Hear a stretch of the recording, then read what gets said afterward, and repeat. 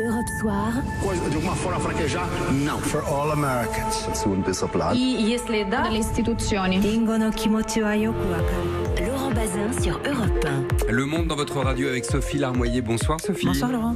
Au moment où les militants pro-Erdogan, le président turc, font parler d'eux en France en s'attaquant à ceux qui critiquent leur chef de l'État, on va s'intéresser ce soir à ceux qui le défient en Turquie. Visiblement, c'est pas simple du tout d'ailleurs. Non, et pourtant sur le papier, il s'agit d'un exercice démocratique des plus classiques. Faire campagne pour les élections du 24 juin, à la fois la présidentielle et les législatives.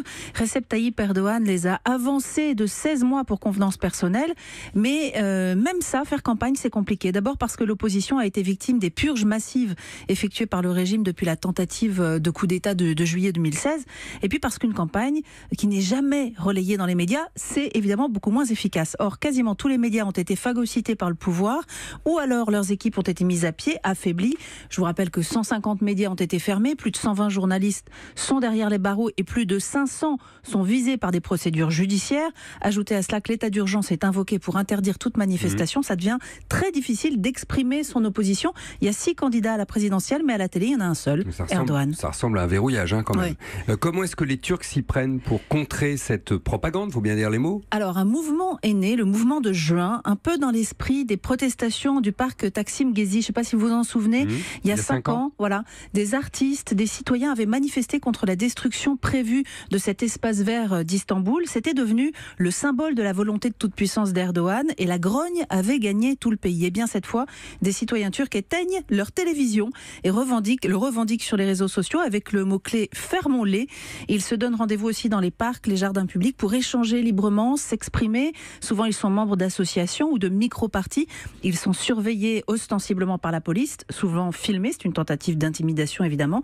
Sur les réseaux sociaux, un autre mot-clé remporte un grand succès depuis début mai. C'est le mot « tamam ». Ça veut dire quoi ça, Ça tamam? veut dire « ça suffit ». Un slogan que le président Erdogan a soufflé lui-même à ses opposants le 8 mai dernier, dans un discours évidemment retransmis à la télévision.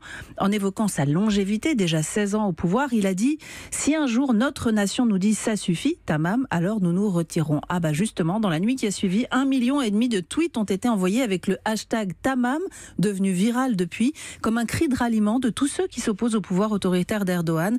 Ses partisans ont bien tenté une contre-offensive avec le mot « devam », qui veut dire « encore », mais ça n'a pas pris. Donc la mobilisation de l'opposition citoyenne turque, ça se passe d'une certaine manière sur les réseaux sociaux. Voilà, avec une efficacité évidemment très compliquée à évaluer. Évidemment, on verra aux élections encore que, parce que c'est toujours compliqué là aussi. On va s'intéresser maintenant aux médailles des futurs Jeux Olympiques 2020. Ça va se passer à Tokyo, comme vous le savez. Bonsoir Bernard Delattre.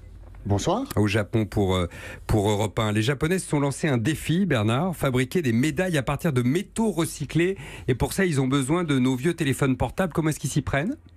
Pour réussir le pari, il faut récolter suffisamment des 3 métaux qui serviront à fabriquer les 5000 médailles qui seront remises aux athlètes à Tokyo. Ça signifie que d'ici à 2020, il faut avoir récolté 10 kilos d'or, 1230 kilos d'argent et 740 kilos de bronze. Ces métaux précieux, on les trouve dans les smartphones, les ordinateurs ou le petit matériel électronique, cartes graphiques, microprocesseurs, etc. Donc depuis 1 an, tout ça est collecté. Et on sait combien d'appareils ont déjà été récoltés ? Oui, les Japonais ont déjà récupéré 8900 tonnes de matériel électronique et 3 200 000 smartphones. Ça paraît beaucoup comme ça, mais si la collecte continue à ce rythme, on n'arrivera pas à faire des médailles 100% recyclées.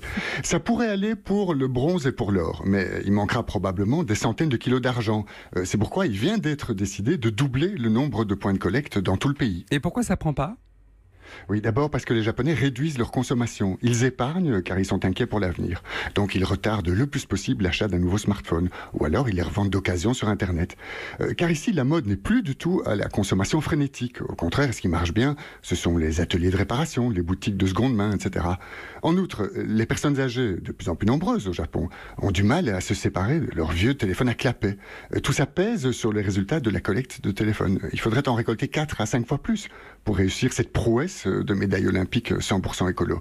Et pour ça, il faut convaincre les Japonais de prendre le temps d'aller rechercher les 200 millions de téléphones et 30 millions d'ordinateurs usagés qui dorment dans leurs armoires. Bernard Delatte, j'en ai quelques-uns aussi, si on peut les envoyer vers le Japon, je suis preneur ou vendeur, je ne sais pas.